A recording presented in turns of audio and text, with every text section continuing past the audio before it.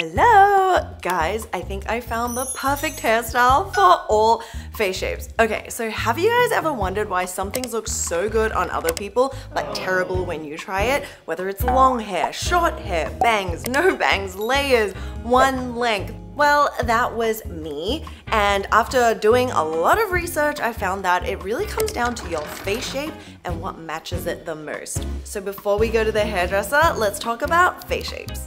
If you're completely confused, don't worry, I have two really easy methods. The first is through observation, the second is through measuring. So let's start with the observational method.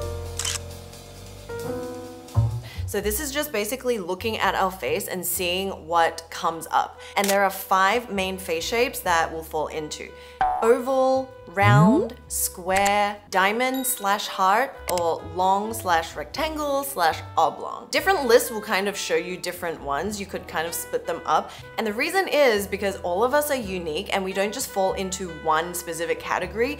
Most of the times we're kind of toggling or a combination of 2. So oval face shape is where the face length is greater than the width of the cheekbones and your forehead is wider than the jawline.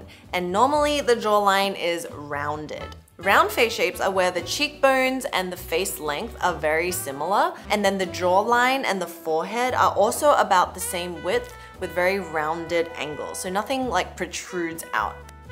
Then with square face shapes, all the measurements are kind of similar to the round face shape, except the jawline will be a little bit more straight and a little bit more structured. So it gives more of an angular look. Then for rectangle or oblong, that's when your face length is the longest measurement, and then the forehead, the cheekbones, and the jawline are all very similar width. Then for the heart and diamond, they're very similar, but it depends on the forehead. If the forehead is wide and then the cheekbones kind of just go down and come to a point, that is a heart shape. Whereas if you have a small forehead, that kind of the hairline goes in like this, and then it goes wide at the cheekbones and comes back down to the chin, that is a diamond shape. And what will help you is actually looking at the width of your forehead, the width of your cheeks, the length of your face, and then the length of your jawline. And by observing those things, you can kind of see which category you fit into most. Second method is to measure. So let's go get my measuring tape and confirm what we have. Ding! So what we're gonna do is just tie up our hair and get the hair away from our face so we can see everything clearly. Now I just have this like measuring tape that I got from Amazon. Very handy, it's electronic. I don't really do inches. I'm gonna do centimeters because I'm Australian. So remember the 4 things: face length, forehead width, cheekbone width, and jawline. For the length, start at the very top of your face. So like here, don't bend it like this. Try to keep it straight. That is 19 centimeters. Now for the forehead, basically the widest point of the forehead, like right above the temples. I'm gonna put this over. Once again, don't bend the string. Keep it straight and taut. That is 13 centimeters. Cheekbones go from the widest point of the cheeks right here. I don't really have cheeks. So here to here, keep it straight. It's a little bit more than 13, like 13.3. Then for the jawline, they say to hold the measuring tape from the bottom of the ear to the tip of the chin. So hold it straight, and it is 12 centimeters. So then times that by 2, so 24.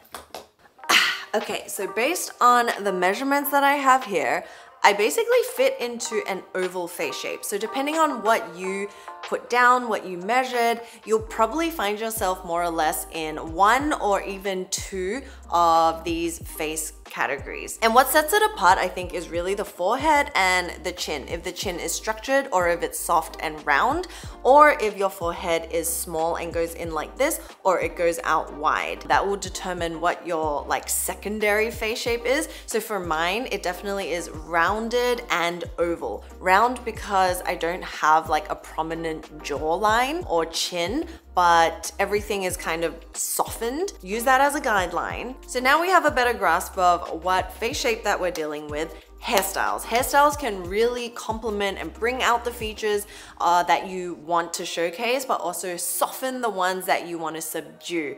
And I was looking into a bunch of different haircuts, and actually, it's all very similar. And there's 3 things that you want to focus on to help balance your face.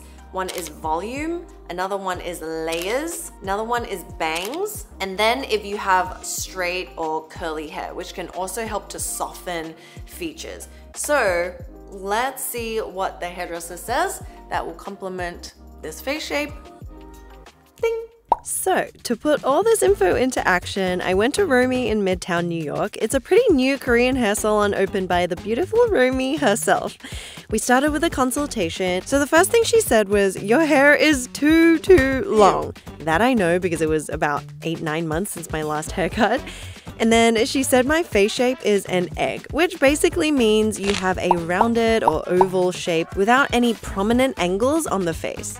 So I asked her, how do you know if you suit long hair or short hair? And her reply was so unexpected.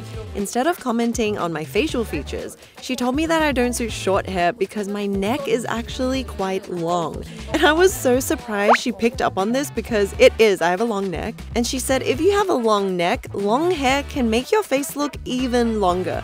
So she said to balance everything and create harmony, we can cut the length to just above the breast area so it won't weigh or drag the face down. And I guess by contrast, if you have a short neck, elongating it with slightly longer hair and layers will actually complement you well.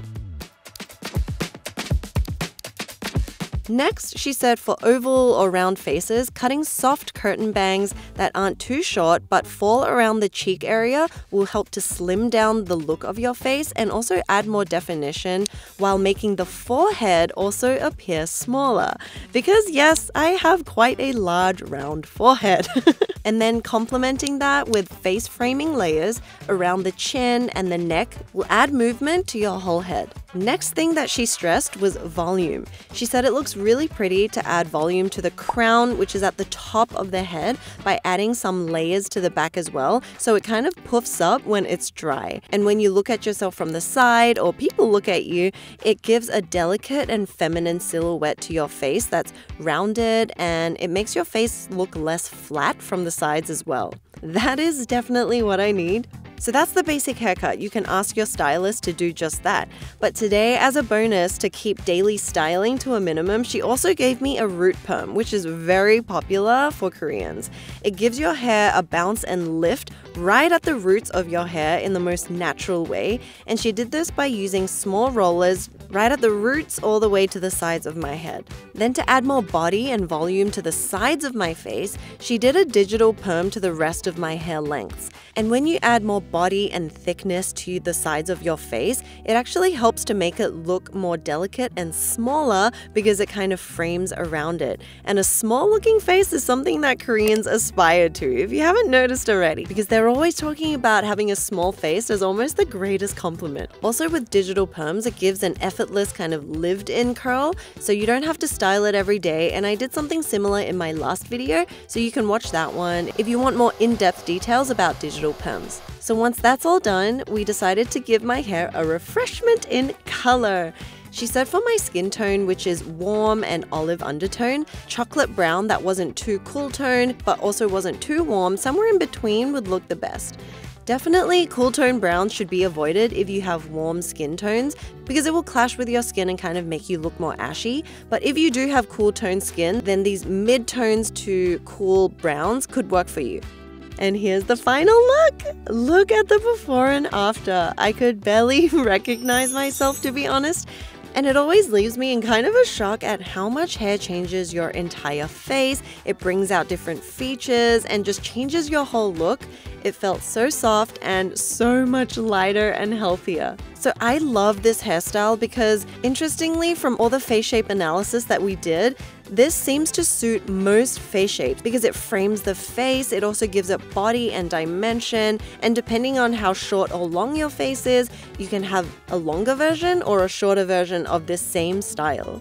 So I highly recommend, if you are looking for a haircut, try this style out. It is so flattering, it's so feminine and easy to take care of. So if you enjoyed it, please give it a thumbs up, and I'll see you beauties really soon. Bye bye!